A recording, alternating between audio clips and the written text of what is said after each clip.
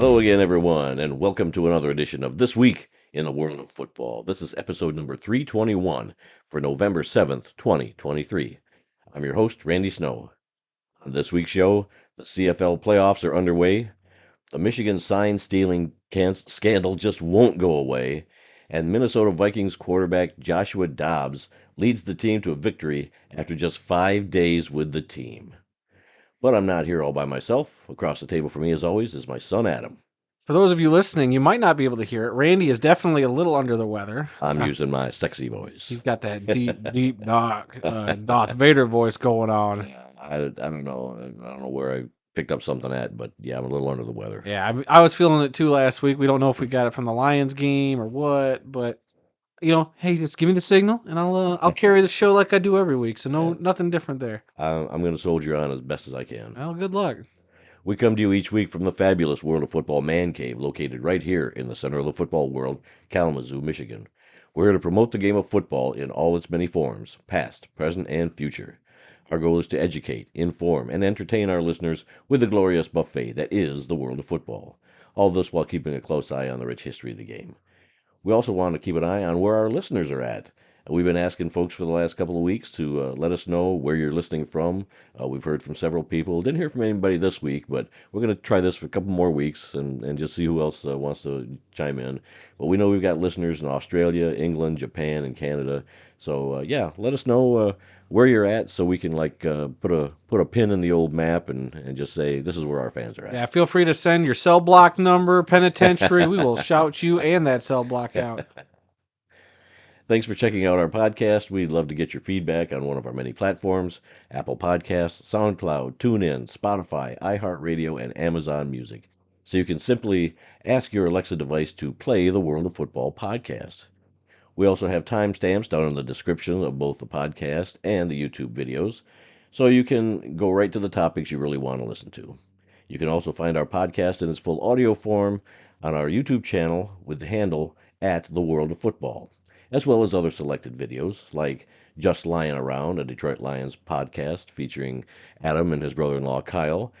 They did a bye-week edition this week. Yes, we did. No game, but they still talked for 45 minutes. I couldn't believe I had to see you've chatted over that program we got. There's Right. a little chat function. So at like the 40-minute mark, I'm messaging Kyle being like, okay, we need to wrap this up. There's no reason we should have talked for this long. But look, we always have a good time doing the show. We love talking Lions. So yeah, feel free to go over there and check us out. And I just got some breaking NFL news. I don't know if you want me to bring that in right now. I guess go ahead. I mean, right now it just came through. The Rams are signing quarterback Carson Wentz. I think this is a pretty big deal. The veteran quarterback could serve as a backup behind quarterback Matthew Stafford, per Tom Pelissero. Very interesting. I know the Rams. We'll talk about that game in a second. But why are you bringing a quarterback like that to back up Matthew Stafford unless Stafford? I mean, we've seen him play through that thumb before. Right. I was a little surprised he didn't play this week, but It could be more severe than it could be more severe. Yeah, a little concerning to see that come through. I mean, I had no problem with Carson Wentz, as a quarterback. I mean, he's kind of gotten, I won't say a raw deal. He hasn't played great in a couple of stops, but for a while there, he was a decent quarterback, and just kind of see him cast aside like he's been doesn't really sit right with me. But again, that's the NFL for you. Yeah. A couple of other things that we've posted this week. Adam posted 2 YouTube shorts, mocking me, of course. Hey, and that's the business. Those are the clicks from last week's picks video, and one got a little bit of traction, and the one you posted just like last night's gotten a lot of traction. Well, a lot of traction for our standards. The more humiliating that it makes me look, the more clicks it gets. It's okay. You think we're trying to humiliate you? We're not trying to, but it's just you're a funny guy, and you unintentionally sometimes do funny things, and sometimes you just got to boil that down to a little short that people can check out.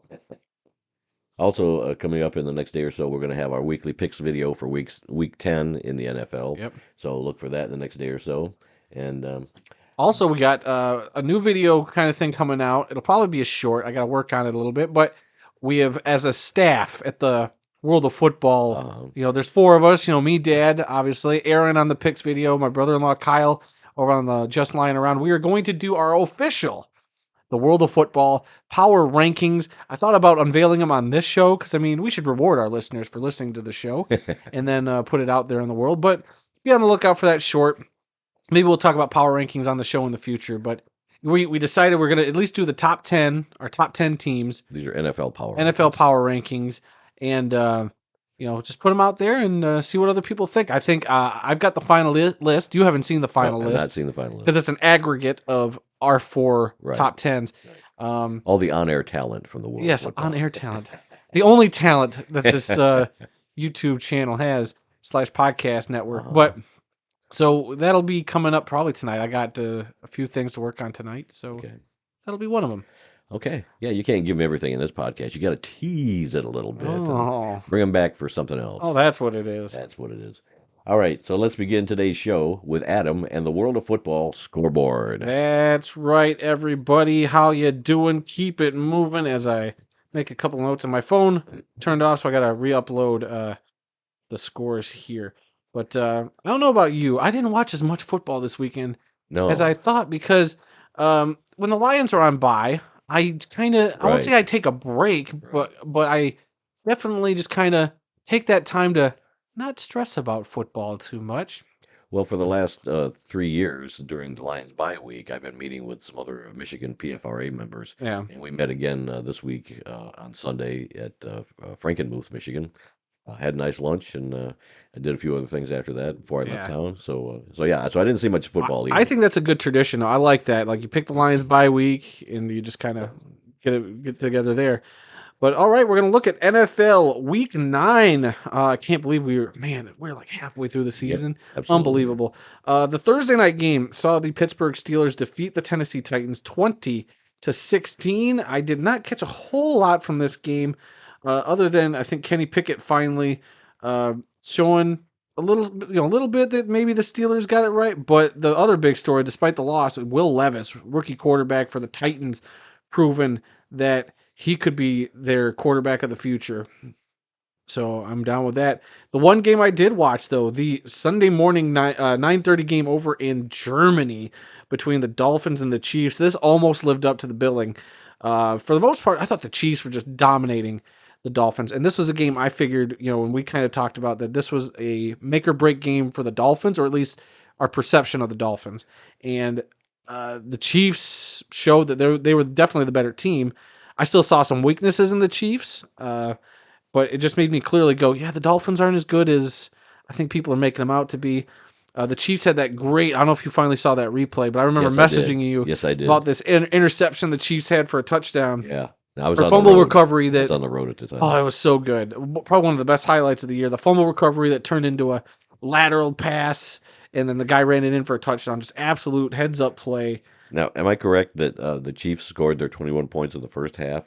I believe so. It might have been 21 at halftime. Yeah, and then the second half, the Dolphins got the 14 points. So eventually the Dolphins kind of got back in it, but that Chiefs defense is real. Yeah. So that defense kept the Chiefs, at arm's length from the Dolphins. So no, I'm not too worried about the Chiefs. I just don't know if they're quite the juggernaut that we're used to them being, but they're still good enough to be like they're going to be a problem. Yeah. All right. Then we're going to move on to the regular slate of games. This one was the big story, I think, of the week, where the Minnesota Vikings went into Atlanta, got the 31-28 victory over the Falcons. As you guys remember, last week we had a late show, and we were able to talk a little bit trade deadline, and the Vikings traded for Cardinals quarterback Joshua Dobbs. So he arrived, Wednesday maybe, didn't practice with the Vikings at all, but came in after an injury to the quarterback that was filling in for Kirk Cousins. Jaron Hall. Yep, Jaron Hall. He suffered an injury early in that game. Dobbs came in and went 20 of 30 for 158 yards through 2 touchdown passes. Plus, he had 66 yards rushing and an additional touchdown on top of that. So phenomenal. Unbelievable with no practice time. The story going around that I think the coach was talking about was they were essentially like walking him through the plays like in the headset right before he went up to the snap. And like the fact that in this business, you could have a quarterback that could come in with all the time in the world and look like crap. And then you have somebody like this who comes in with no prep and just absolutely just wins you the game is one of the best things about this league, I think. It's just And they said he didn't even know all of his Didn't teammates' know the names. teammates' names. He's only there for 5 days. It's incredible. Unbelievable story there. And we thought it was impressive Baker Mayfield last year Right. getting traded and then playing for the Rams and doing what he did that night. But this just is a whole other level of impressiveness. So kudos to Joshua Dobbs. Heck of a story. And I hope that's where it stops. No offense, Joshua Dobbs, as the Minnesota Vikings are in our division. And Yeah, we'll give you this one game, but yeah, I'll celebrate you this week, but you are our enemy. But no, he seems like a good enough guy, smart kid. I liked his post game press conference. I don't know if you saw that. no, I did I not. thought he gave a really good post game press conference about. He was like using the analogy of like prepping. You're in Spanish class, and you're prepping all week. Then all of a sudden, you get to class, and it's a French final, something like that. It was just like a really good analogy that he used for prepping for the week, and so good for him. All right, the next game, the Baltimore Ravens absolutely embarrassed the Seattle Seahawks 37-3. Very reminiscent of the Lions game a couple weeks back, where an NFC team that everybody thought was pretty dang good goes into Baltimore's house and just gets absolutely curb stomped. Yeah, I don't feel so bad about our loss to Baltimore It now. definitely puts it a little bit in perspective. I don't know what it is about teams going. I mean, Baltimore's a tough place to play anyway. And I asked Kyle on our podcast yesterday, is it just that since it's an NFC team playing an AFC team, you're just not as well prepped? You don't see the Ravens a whole lot, or are you just prepping wrong for this team? I just don't understand. I don't get it. No. How two good teams like the Seahawks and the Lions go in there and just get absolutely embarrassed. But that is also not to put any doubt on the Seahawks or the Ravens, because the Ravens are just an absolute great team. To me personally, they are the best team in the NFL, and I know everybody at the World of Football doesn't feel the same way based on our power rankings. But I think the Ravens are the best team in the league right now. And they have just gone out and proved it. When Lamar Jackson and that team is on, they are on. And I also believe Odell Beckham Jr. finally got his first touchdown reception with the Ravens on Sunday. So they got that off their back. So the Cleveland Browns blanked the Cardinals 27-0. I guess they wish they had Joshua Dobbs back, huh? And it is this week. They also said, I know you don't have this in the news stories, but they did say, I think the head coach is planning on Kyler Murray playing on Sunday. I've been hearing that he's looking to come back this week. Yeah, Yes. so that could be very interesting. A Matthew Stafford list. Los Angeles Rams went into Green Bay and lost 20-3. Definitely didn't see that coming either. I thought the Rams were a decent enough team that you could still have a backup and maybe go into Green Bay and win, but not always the case. Lambeau is always a tough place to play. Doesn't matter how bad the Packers are. Yeah. And this game was interesting, as the Houston Texans defeated the Tampa Bay Buccaneers 39-37. CJ Stroud, I think, threw 5 touchdown passes in that game. The Texans lost their kicker at one point in the game, and the running back, whose name I can't remember at the top of my head. It's very hard to pronounce. It is very hard to pronounce. Yeah. But a running back came in and kicked kickoffs for the team, and he actually went in to kick a field goal when the score was tied 30-30. I think it was a 29-yarder? Oh, excuse me. I think so. And absolutely nailed it. So kudos to that guy for coming in and in the clutch moment and making a field goal like that.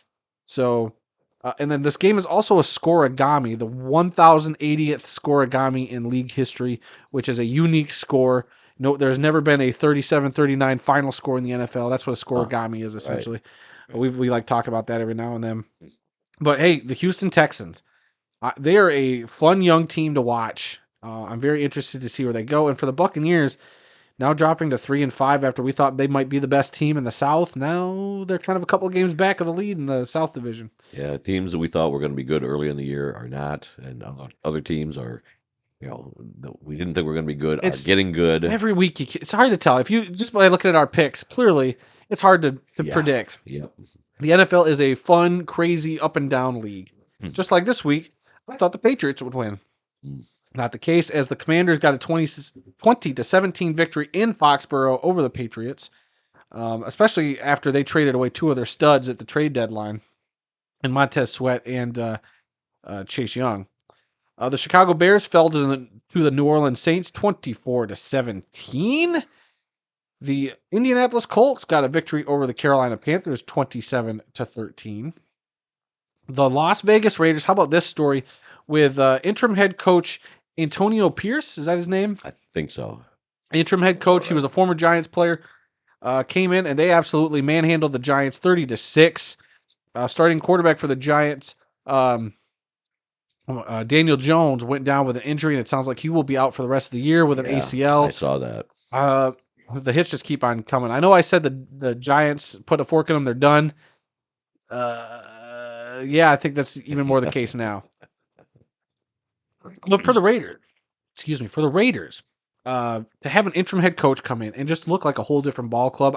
Granted, it's the Giants, but they clearly already have a different swagger about them now. This new coaching change is probably enough of a spark. I'm not going to say it's going to get them to the playoffs, but I feel like they did this a couple years ago.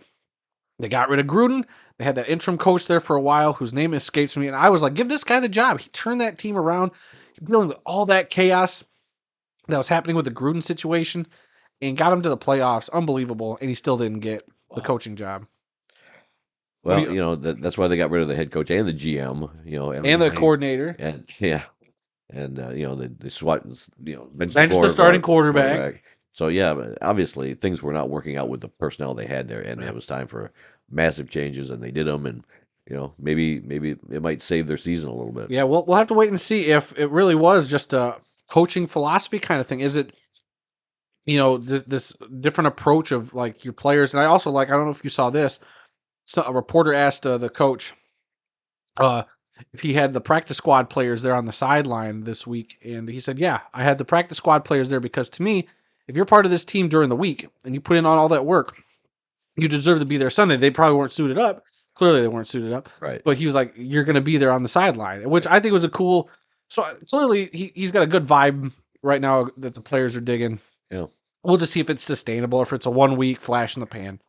I'm not a big Raiders fan. I'm not rooting for them to go to the playoffs, but as an outside observer, just kind of unbiased to that organization, other than thinking that they're kind of a poorly run organization, I'm curious to see what they do the rest of the year. And in America, this just has to make America's heart smile as the Philadelphia Eagles crushed the Dallas Cowboys 28-23. I say crush, but a win's a win over the Dallas Cowboys. I watched the end of that game. It was soul crushing. Well, it was very satisfying to see Dallas lose, but Dallas had many opportunities in the last couple minutes. That's what I heard. Dallas, did play the Eagles pretty tough, but they just couldn't punch it in there. They had several opportunities in the red zone and just couldn't punch it in, except for one time. There were two plays that they thought they had scored, and the replay showed that the person was down or stepped out of bounds just before the end zone. So, yeah, it was crazy. It was a crazy ending. I was glad to see Dallas lose. I'm not a Cowboys fan, but they sure had their chances. Plenty of them in the last couple minutes. Yeah. So then we move on to the Sunday night game where the Cincinnati Bengals got the 24-18 victory over the Bills. A couple things from this game that I noticed. I saw the story about Damar Hamlin was at the game. He obviously didn't play, I don't think. But after the game, he was on the field, kneeling down, obviously reflecting on how far he's come since the last time he was in that stadium. Was he suited up? I don't know if he was or not. In that picture, he wasn't, so I assume he didn't play. Okay. I'm not quite sure how much he's played this year. I'm not. If a Bills fan wants to correct me, please do. I didn't catch all that, but I just saw the story and was like, dang, yeah, that's right. This is the place where all that went down last time when he was here. But then another cool thing, though, the Bengals did, since it was a Sunday night game, I saw this morning where they, the team put out something where if you were in certain sections to wear certain colors, so they did like a tiger stripe thing where certain sections were orange, certain sections were black, and they showed an aerial view of the stadium during the game, and they showed that picture in the post I saw, and it looked pretty cool. The orange and the black, the fact that all these fans bought in and hey, yeah, we'll show up and wear the appropriate colors for our section. I was like, that was pretty neat. And I think even the coach at some point said, yeah, that was pretty cool to see. I forget if they called it just the tiger stripes or they called it the, I don't know, something stripes. But it looked pretty darn cool. If you get a chance, go look that up. I had not seen that, but I'm going to look that up. Go look that up. And then Monday Night Football last night, the Los Angeles Chargers went across the country to New York and defeated the Jets 27-6. Despite Justin Herbert apparently not having that great of a game. But the Chargers did their business. And for the New York Jets, the big story for them is Aaron Rodgers after the game telling an opposing player he'll be back in a few weeks. Yeah. Aaron Rodgers was out there throwing 50-yard bombs, not walking with crutches. I saw a thing where somebody posted a video of Uncle Rico videotaping himself and said this is what Aaron Rodgers looked like on the field before the game when he was throwing these long passes and nobody was, he looked great. Well, nobody was chasing him, but he is not ready to come back. And if he comes back too soon, he's probably going to get injured again because he can't run away and their line's not that good. And for those of you wondering, who is Uncle Rico? Well, for you non-cinephiles out there, it is from I forget what year it is, the cinematic masterpiece known as Napoleon Dynamite. Go look it up. If you don't know that, you're missing out. Yeah. All right. So anything else from the NFL before we move on? No, I think that was it. All right. We're going to move on to the CFL. And guess what, guys? It's playoff time. Yes. And boy, oh boy, we had some great stuff this weekend. In the Eastern Conference on Saturday, Montreal defeated the Hamilton Tiger Cats 27-12. Montreal quarterback Cody Fajardo completed 15 passes for 212 yards and 2 touchdowns. He also ran for an additional 62 yards. Running back William Stanback had 95 yards rushing, and wide receivers Austin Mack and Jake Hardy each had a touchdown catch. Kicker Davis Cole made 4 field goals for the Alouettes. That should have been David Cote. Cote, sorry, my bad. I wrote David. I always do that. I always slip when I write David and I write Davis. When I'm David Cote. David Cote. Yep. 4 field goals for the Alouettes. For the Hamilton Tiger Cats, quarterback Matthew Schiltz completed 13 passes for 144 yards, no touchdowns. He also ran for an additional 44 yards. Running back James Butler had 83 yards rushing. And kicker Mark Leggio scored all the points for Hamilton with 4 field goals. And yeah, you try to win a playoff game, you're going to need more than field goals. Yep. And so with that victory, Montreal will go and take on the Toronto Argonauts in the Eastern Conference Final, which should be an entertaining game next Saturday. Yep, it's coming Saturday. All right, and then the second playoff matchup in the Western Conference, it was British Columbia defeating Calgary 41-30. British Columbia quarterback Vernon Adams completed 28 passes for 413 yards. A great day for him and 2 touchdowns. He also ran for an additional 45 yards and 3 more touchdowns. What a day. 54 yards and 3 touchdowns. 54 yards and 3 more 5 touchdowns for that guy. 3 on the ground and 2 in the air. Way to go, Vernon Adams. Watch out. Then wide receiver Keon Hatcher had 9 catches for 195 yards and a touchdown, while wide receiver Javon Cote had 6 catches. Katoy had 6 catches for 63 yards and a touchdown.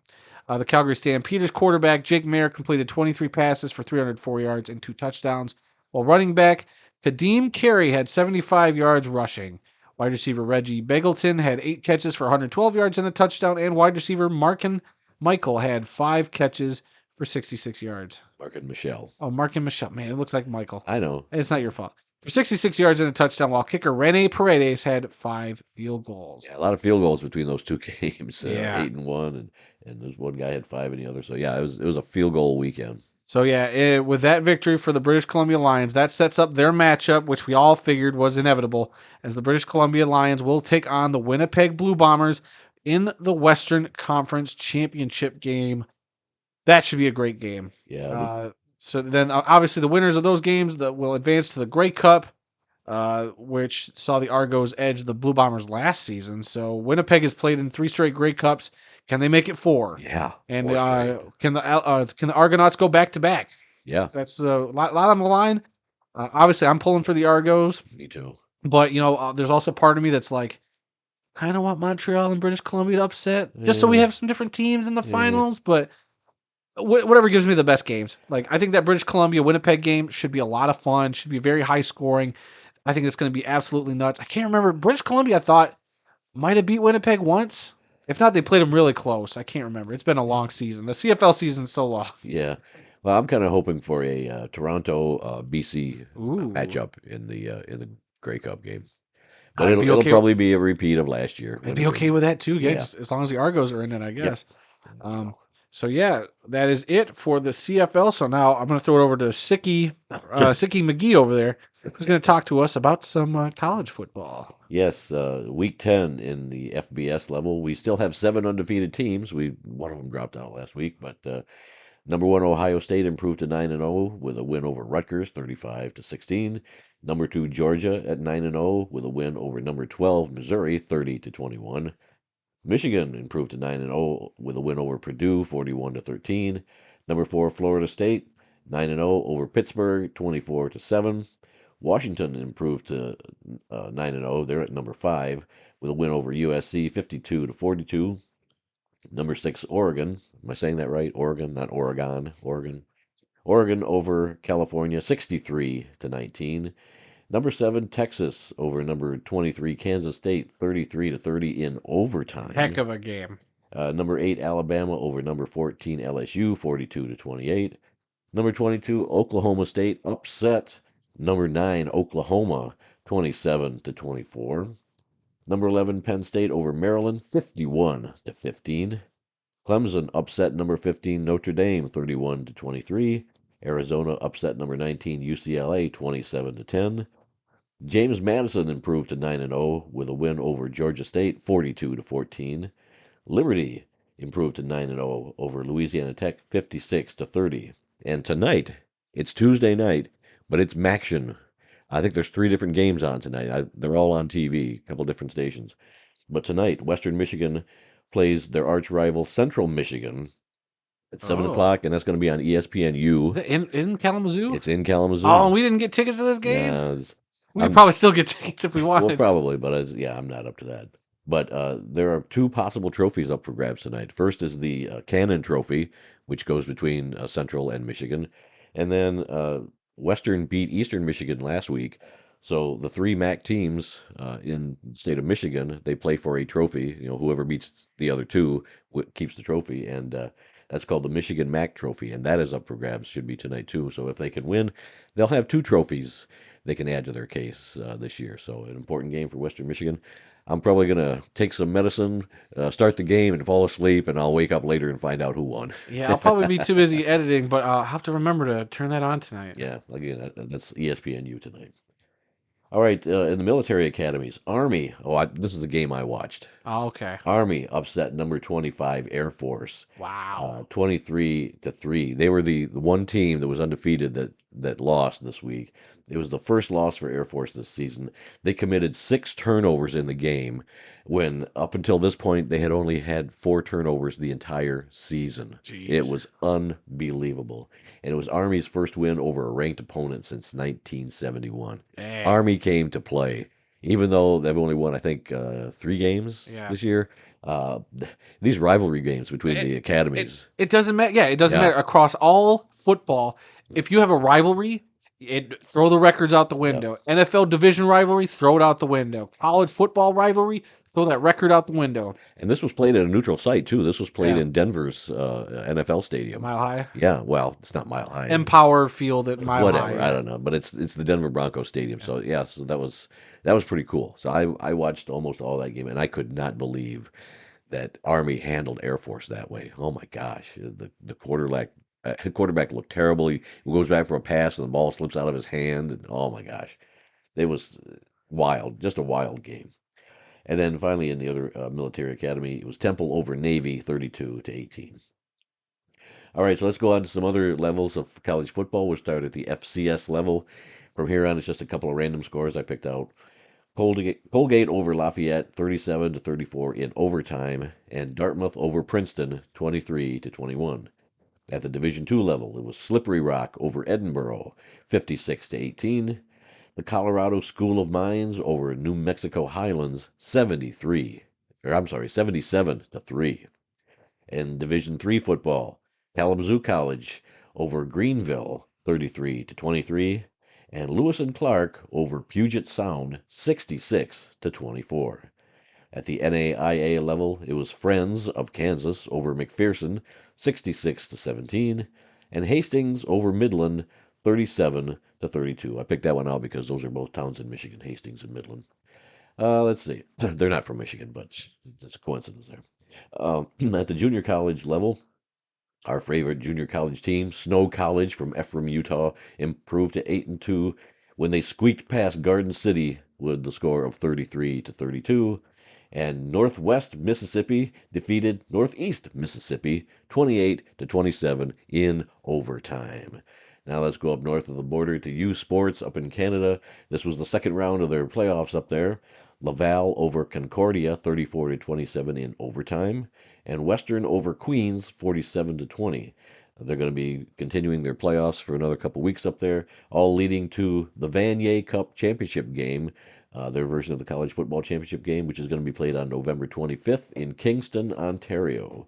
So we'll have more playoff scores next week. And there were no games in the Canadian Junior Football League, but they know the matchup this weekend. It's the West Shore Rebels over the Saskatoon Hilltops for the championship. They will take on, not over. Well, yeah, yes, they will be. They'll be meeting on the gridiron to determine who will be the CJFL champion for this year. And that is it for this week's World of Football scoreboard. We do have some college news to talk about. The Michigan sign stealing scandal just won't go away. The latest news was an unnamed source, you always love that when you see that, has produced documents that other Big Ten teams knew what the Michigan signals were. So it's not Michigan, Michigan may not be the only one going out there trying to steal signals. Everybody is stealing signals on everybody else.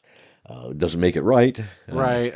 Even though they kept saying, well, we don't have any rules against sign stealing, but you can't do it in person. And, the one kid that was employed by Michigan, they have records of him. That's a whole other 30 different games. Oh my gosh. They had video of him supposedly, and they still haven't been able to prove it if it was him on the Central Michigan side. Yeah. The story is just absolutely bonkers to me. And then to see this story come out, I'm like, this is just... I mean, it shouldn't surprise us that other schools are probably doing everybody's this. trying to get an Everybody's advantage. trying to do this. But man, like you saw, and I don't like to lean into the conspiracy videos, but I saw some guy throwing out there that how ESPN and some of their people are making this a big deal is because the Big Ten doesn't have a contract with ESPN. So they're really going at Michigan a little extra, being like, oh, look how bad they are. But then the moment something happens with these other schools, it's like, well, let's not jump to conclusions, right? It's all, man, there's so much bull crap, behind the scenes. I don't know what to believe. I do think there's all these teams are stealing signs. Sure. And so now some of these coaches coming out, like the Purdue coach coming out and talking crap about Michigan, which I get it. I am not about the sign stealing. If they broke the rules, they broke the rules. But he came out and he talked really bad about it. But if that comes out that Purdue was doing the same thing, and this guy has on video, wagging his finger at Michigan like that, oh, how big of an a-hole you're gonna look like when you find, or when they, the rest of the country finds out, oh, that guy, he was also sign stealing. Yeah, like, come on. And these coaches, and Ohio State. Oh, God forbid if something with Ohio State comes out, they'll never hear the end of that. It's just a big old mess, and it's this exact stuff, this kerfuffle with the NCAA being involved. What is the NCAA going to do? How much are they going to suspend people? Are they not going to do anything? You know what's going to make this all simpler? One, you put the headsets in the players' helmets. I think that's the next step. Yeah. But also, I think this is just another domino in my long-running theory that this NCAA is going to eventually all these Power 5 teams are going to be like, we don't need this governing body anymore. We're going to start a new governing body, and we're going to be amateur pro athlete, probably just the football programs to start. Will be like their own little professional football league. And that's what it's going to be. These players are getting paid. That way you add some sort of structure to these coaches, what they can and can't do, probably a little better, so that they're not like resorting to all this extra stuff, like, to seek advantages and whatnot. So I think it's just another domino. It'll be a slap on the wrist to Michigan. They'll probably just suspend Harbaugh for a couple of games. But if it comes out that these other schools are doing it, you're going to have to do equal punishment for these other guys too. Right. So I don't know what they're going to do. This is just a big old mess. I'm tired of hearing about it. I just want to go out and watch. Michigan's having a great season right now. And the fact that this is going to tarnish a great season, or I don't know if it will tarnish it or not, but it's kind of putting that sour taste in my mouth right now, being like, I like watching Michigan play. They're a good football team. They're one of the top 3 teams in the country. And then this happens. It's just like back in the day when you had like those Ohio State teams that had all those issues with Tressel as their coach, or some of these other schools that always got some sort of drama going around them, but they're winning. Yeah. So I don't know. This is also why, I'm not as big into college. There's always some scandal, and you never know where it's going to pop up. Well, if they were to do something like that, like you said, become a separate entity where they're like a feeder league to the NFL Which they technically already are. Let's face it. or whatever, uh, then maybe they would adopt more NFL type, do things more the way the NFL does. That's what I'm thinking. Then you would have things like Deflategate instead of the sign stealing crap. Let's get to some other scandals that the NFL has had. Because there's so much stuff that's just like, really, we're gonna a coach bought a kid a cheeseburger, Yeah. and we're gonna try to suspend him, but then the team suspended. But he bought a kid a cheeseburger. Right. Like, really, I get that you have certain regulations in place, but it's a cheeseburger. That's the dumbest thing of it all. That was another domino in my theory. But like, Yeah. I just think it's inevitable. These kids are already got one eye on the NFL. Most of these guys, the schools making all that money are trying to build those players to go to the NFL. That's their clout. All right. So Yeah. They track how many players Yeah. they've got that have gone to the NFL. Yeah, so it's all pushing in that direction. And I think the moment you start, making a little more, I won't say they have to copy all the NFL rules. Like, I'm still fine with them doing the traditional 1 foot inbounds. Oh yeah. I'm just saying some of the bylaws and things that they work by. I think structurally speaking, it is going to get to the NFL, the NFL kind of structure in terms of like maybe not quite divisions, but like the way everything's kind of set up competitively and structured rule wise at that point. So we'll see. Time will tell. I mean, the next step is going to be next year when we see these super conferences starting to play. Yeah. And the last thing on this sign stealing scandal, the NCAA says that Harbaugh could be facing a multi-game suspension, which we've kind of known all along. But somewhere I read that it could happen next week if they have all this proof or whatever. They may act but sooner than later. I've heard so much stuff about Michigan would also get a chance to appeal, which they get 90 days to do. True. Which means technically, if they did come out with something, Michigan doesn't have to appeal it for 90 days, which is after the college national championship game, everybody. Yeah. So, like, even if there was a suspension coming, it wouldn't come till next year, maybe. Right. I unless there's some other rule or loophole that I'm missing here, which I could be. I'm not all read up on this situation because, frankly, it gives me a headache. Yeah. But I don't know. I'm just tired of the scandal. Like, why? Like, we do this podcast. We do all the shows on our YouTube channel to talk about football because we love the sport. It's a great game. There's a lot of great competitors, a lot of great players that deserve to be recognized. And instead, we're sitting here talking about scandals. We're instead talking about coaches buying a guy a cheeseburger and getting suspended. What? It just absolutely blows my mind sometimes.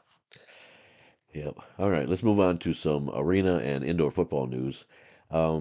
The Louisiana Voodoo and the Chicago Rush have somewhat been announced by the Arena Football League. So Louisiana, the Voodoo were officially announced. They had the official press release, so we can at least say that. And they also unveiled their uniforms. They're the first team to have that come out. I don't know if you saw that. No, I did not. The big criticism there is, and I can maybe find you a picture if you look it up, but essentially it's a black jersey with gold numbers and gold pants. So they've changed the color scheme a little bit to look like the New Orleans Saints. That's what everybody's saying. Is like they look like the New Orleans Saints. So having yet to see the helmet, I'm wondering if the helmet will be more of the colorful, because the logo's like got whites and reds and greens. Yeah, I hate that logo. Yeah, not crazy about the logo, but but then what gets me is on some of the merch they've showed the Voodoo font is different than the classic Voodoo we've kind of been used to on their jersey. But then you see the jersey and it's the exact same Voodoo font. So I know that's me being football nerdy. Like I like uniform stuff, and we'll see. And another thing I noticed, I was going to ask about, and maybe we'll have to ask our friend Tim Capper at some point about this, or maybe he'll hit us up. Have you noticed that the Arena Football logo they've been using is they kind of did away with the white? So on the pants, you have to go see the picture of this. So they have the Arena Football logo we've been used to with the guy throwing the ball. Right. And usually it's a white background, but on the pants it is a transparent background. So there's no white background anymore. No. It's just like clear and just so I don't know, it's something I noticed. I don't know if this Arena League is transitioning to that as their standard logo. I know that's a weird nitpicky uniform logo thing that only I'm probably obsessed about. But hey, whatever. That and your too many teams with cowboy hats. That theory. We still got teams left to be announced. Y'all call me crazy, but if one more cowboy hat shows up, I'm gonna throw a party. Tell y'all I was right. Conspiracy theories. And then they also kind of announced the Chicago Rush. I think they have an official announcement coming. They got their social media stuff set up. It looks like so they're there. They just haven't been officially press released as of right now that I've seen. Right. Well, they mentioned a couple of the matchups in Yeah, the and then first they week, also so announced a couple that's of where they games. said Chicago Rush versus. And this is where they also slightly kind of let it slip that yes, the Philadelphia Soul are coming back because on the 38th anniversary of the Arena Football Test game, April 27th, 1986, did that happen? 80. I think I was 81. 81 was the Yeah. test game? That was Yeah. 8 years before the league started? Yes. That can't be right. Because they were getting ready to launch the league, and then the USFL launched, so they waited till after that uh, to officially launch the Arena Football League. Huh. But yes, it was. I believe it was 81. I don't want to say it was that far back. I thought it was like 86 or it was a couple years before the league started. Well, yeah, there was a test game, and then there was another game that they did. So they did like two test games. Well, whatever this is the one that happened in Rockford. This is where the Rushers supposedly are going to play. Is in Rockford. Right. In Rockford? Rockford, Illinois. I hadn't caught That's that. at least where that game is. So I'm assuming that's where all their games are going to be played this season. Maybe not. I don't know. But we'll see. But anyway, week 1, Seoul at Rush. And then the other game they announced was the Predators taking on the Nashville Cats in week 1. So a rematch of Arena Bowl 14. That's kind of cool. So now we got the Seoul out there waiting for that official announcement. The official Chicago Rush announcement should be coming. I think they set a date for the 17th that they'll do some sort of event to probably officially announce the team. So we're still waiting on that. And a few more teams. So we'll see what else we get this week. Yeah, if they get the Voodoo, if they get the Rush, and if they get the Philadelphia Soul, that is the original 16 teams that they had talked about. Now, are they actually going to have the? Well, that'll 20 complete teams? 16 teams, not the exact 16 they but announced. that will be because originally they said they were going to have 16 teams, and then a few months later they said now we're going to have 20 teams. So is it going to be the 16 that they're going to stop at, or are there 4 more teams out there? Right now, there's rumors of Cleveland Gladiators coming. Because on the internet somebody made a Cleveland Gladiators social media page that is this a real thing? Who knows? Until the league says something official, you can't believe it. But we'll see. There could be 4 more teams on the way, or after the official announcements of the Rush and the Soul, maybe they do say that's it, and we get a schedule, or maybe we are waiting for 4 more team announcements. Yeah, they always talked about a team in Minnesota. Yep. And there was one other team that they had talked about quite a bit too. That we did a video on it. Go look it up. But yeah, who knows? Who knows? We're just kind of in a wait and see mode. But let's see. There was another story that came out just yesterday. This involves a former Arena Football League team that was very much rumored to be coming to the Arena League this year. Yeah, and you had because of this story, you have a good theory, and I'm anxious for you to share this. This is where I put on my tinfoil hat. And let me pass my tinfoil hat over to you. My conspiracy theory here. The Arizona Rattlers are moving from downtown Phoenix to Glendale, which is a suburb to the west of the downtown area. And I saw the... Gorgeous area, by the way. Yeah, I saw the Rattlers play many, many years ago in the arena that was right downtown. They'd been there forever. Yeah. It changed names many times. I think it was Southwest Airlines Arena at that time. I saw them play the Detroit Fury, and this arena was right behind the baseball stadium where the Diamondbacks play, right in downtown. And that was the only time I ever saw a game out there.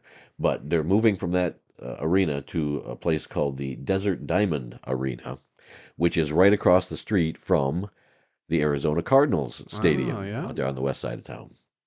That is a 20,000 seats arena, and it used to be the home up until about 2 years ago of the NHL's Arizona Coyotes team, hockey league team.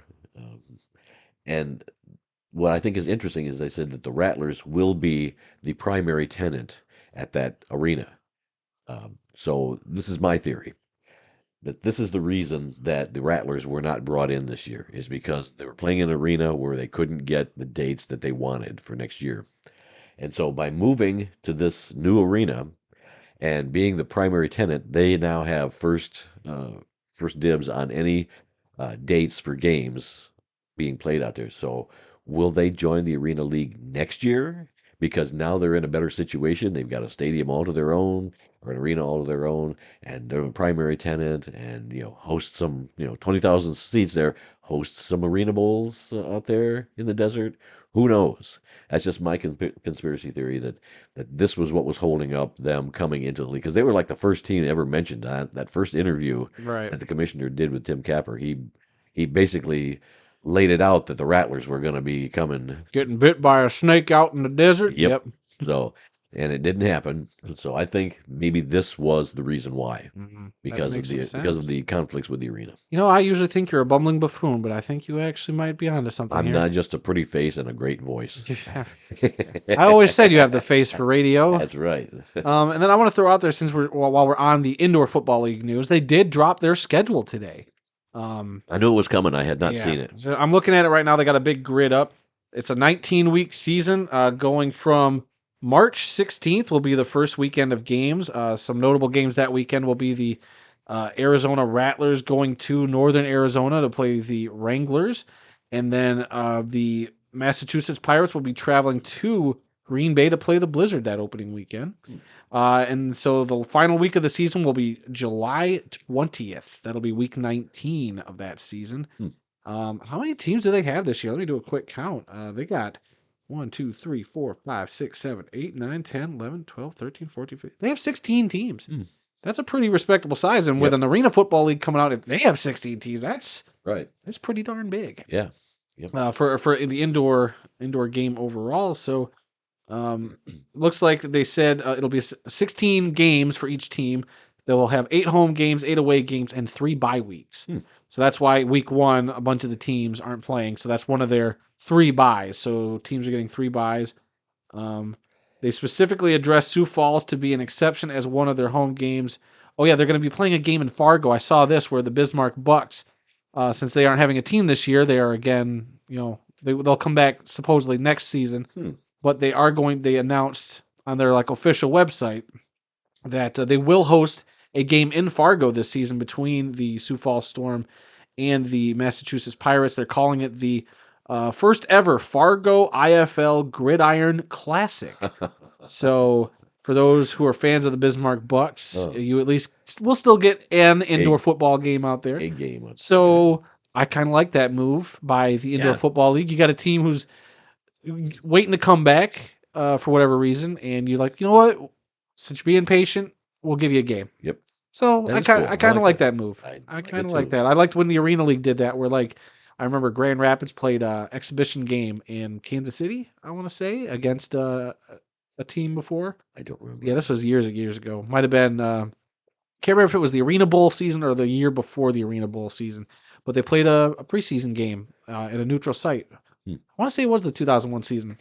I'm fairly confident about that. Okay. But yeah, I think these indoor leagues could do more of that. Have games you go around the country to different prospect communities. Like, hey, you could potentially host your own arena football team. Here's the game. Get your local fans excited. Like, hey, yeah, let's get a team in this city. Or it's a one night novelty. Right.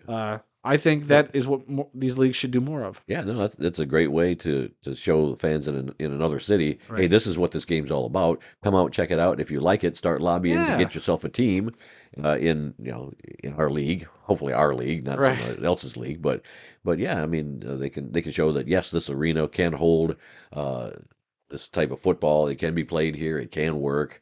We've shown it to you, so yeah, that's an awesome idea. Just don't do it for your championship games because your fan bases deserve the home playoff game. Yeah, not all arena fans can travel as well as Packers fans or Cowboys fans and all that. But all right, another episode of Peyton's Places dropped last Sunday.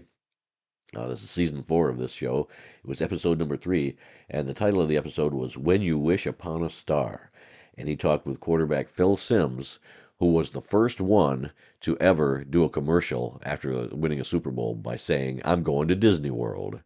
And then he never did go to Disney World because they didn't have a parade at the time. So he never got a parade. And then Peyton Manning told a story where when he won a Super Bowl with Denver, he did a commercial, "I'm going to Disney World." And or no, he did not. He did not do that after the game, but he did get a parade because he was the MVP. Right. So one guy didn't get a parade, one guy didn't get to do a commercial. So in this show, So they swapped. Peyton got to do his commercial, and the end of the show was them at Disney World, and they were both on a float with Mickey Mouse going, so they got the parade, or Phil Simmons That's got pretty his parade. good. That's It was pretty good. it was funny, but there was a lot of stuff. You never think about this, but they had a film of Phil Sims on the field, and he had to do that like 10, 15 times as he's walking around. I'm going to Disney World. I'm going to Disneyland. I'm going to Disney World. Just so many times so they could get the Oh, right take. And then even in his press conference, he just kept saying it. I'm going to Disney World. I'm going to Disneyland. I'm going to Disney World. I'm going to Disneyland. And they just kept showing all these highlights, and it was pretty funny. That's the way it worked out.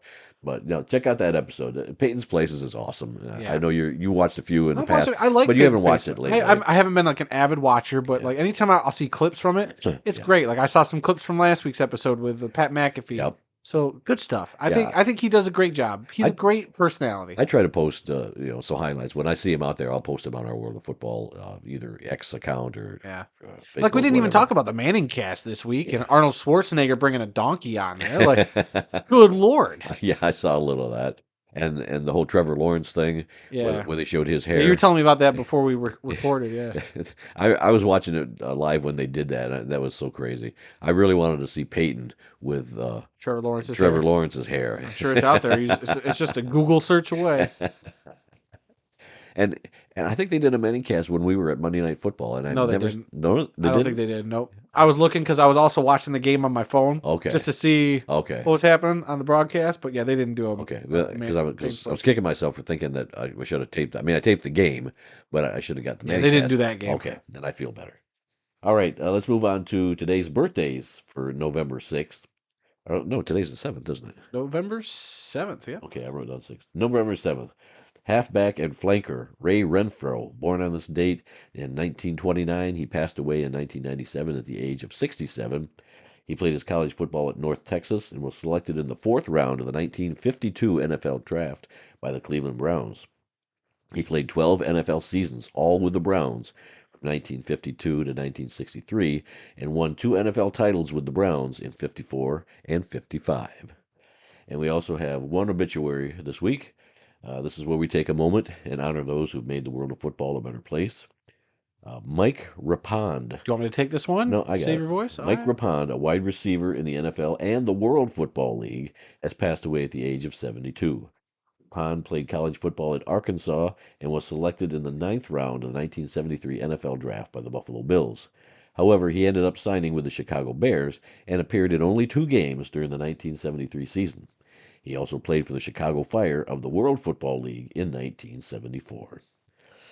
Okay, lastly, today, our upcoming events calendar. Sunday, November 12th. That's this coming Sunday. New England versus the Indianapolis Colts in Frankfurt, Germany. That's another 9:30 game. It's going to be on Eastern time on the NFL Network. Not as excited to watch this game as I was last week's game, to be honest with you. Yeah, sounds like a real dog of a game. But all the nationally televised games this week, like I didn't realize how bad they all sounded this week. Because like in our group chat for our fantasy league, brother-in-law Kyle posted this meme of the next 7 days. Here are the next 7 days primetime games. You have Monday Night Football, obviously last night. Chargers Jets, yuck. Thursday Night Football this week. You're gonna have Panthers Bears. Oh boy, 2 of the worst teams in the league, yuck. Then the Colts Patriots in Germany, yuck. Then your Sunday night game, Jets Raiders, yuck. Monday Night Football, the Denver Broncos at the Buffalo Bills, yuck. What a terrible I mean, that Monday night game might be interesting. we'll see. I'm sorry, but maybe it will be interesting. But overall, though, the fact that the NFL didn't flex any games, like there's some other good matchups out there, and we got that. yeah, Yikes. I don't think they can flex any games yet. Well, no, they already flexed Detroit. Well, that's true. That's true. I think they could have. They just didn't. Like you need a couple weeks notice, but Yeah. I mean, man, just so bad. Just not a good sounding slate of games this week. And then moving on with the upcoming events calendar. Saturday, November 18th is the Harvard-Yale game, as well as the Lehigh-Lafayette game, 2 of the oldest rivalries in all of college football. Sunday, November 19th, the 110th CFL Grey Cup Championship game at Tim Hortons Field in Hamilton, Ontario. Saturday, November 25th, U Sports Vanier Cup in Kingston, Ontario. So that's their college football game, championship game. It used to be in years past. They always played the Vanier Cup and the Grey Cup in the same Yeah, I was weekend. gonna say. Sometimes at the same stadium, one on a Saturday, one on a Sunday. I loved that. Or they were really close together, maybe different stadiums. A week apart? A week apart now. So I don't know what's going on. But yeah, that's the 25th, the U Sports Vanier Cup. And then finally, Saturday, December 9th, the final regular season college game of the year, Army versus Navy. So that is it for the upcoming events. Anything else before I take my medicine and go to bed? Nope. We covered the breaking news up top about the Rams getting Carson Wentz. So I think we should be good to go if you are got enough energy to close out this show. I think I did. I think I can. Well, that's all the time we've got for this week. If you learned something during this podcast about the incredible amount of diversity that exists in the world of football, then we've done our job. Visit our website at theworldoffootball.com for news, links, upcoming events, original articles, videos, and more. Our email address is info@theworldoffootball.com. You can also like The World of Football on Facebook at TWOF Kalamazoo. You can also follow our X account and our Instagram account. Both of those are also TWOF Kalamazoo. New episodes of this podcast are posted on Tuesdays and are available on SoundCloud, Apple Podcasts, TuneIn, Spotify, iHeartRadio, and Amazon Music. So you can simply ask your Alexa device to play the World of Football podcast to hear us on whatever Alexa devices you may have in your home. You can also find the full audio version of this show on our YouTube channel, where we put a lot of work into that. Search YouTube for the World of Football Kalamazoo, or use the handle youtube.com/@theworldoffootball in the YouTube. Oh, yeah, shouldn't have read that part. So please spread the word, subscribe, rate, review, give us a like, leave us a comment, let us know what you think, and please come be a part of the football conversation, because there's been so many great people chiming in. Like today we had, I saw a comment where somebody said they're going to get Nashville Cats tickets because they got that team. You got corrected on how you pronounce Oregon. Yeah. Or Oregon. A couple of times. Oregon? I don't know if it's the same guy, but at least twice someone has told me that. Is that our Michigan? Is that just our Michigan accent there? Or? I don't know. Another guy said that he was going to try out for the Nashville Cats. Yeah, I saw a couple players saying they're trying out for different teams. Yep. Obviously, we'd like to, hear how that goes for you. Yeah, we'll interact with everybody. And remember, folks, some people may love football more than we do, if you can believe that. But nobody, and I mean nobody, loves more football than the two of us sitting here in Kalamazoo. Until next time, when we'll try and do a better job. And hopefully... Yeah, right. Hopefully getting rid of that cough. Yeah, I'm Randy Snow. And I'm Adam Snow, who's coming off of being sick. Maybe I got it from you. Oof. We'll see you all next week.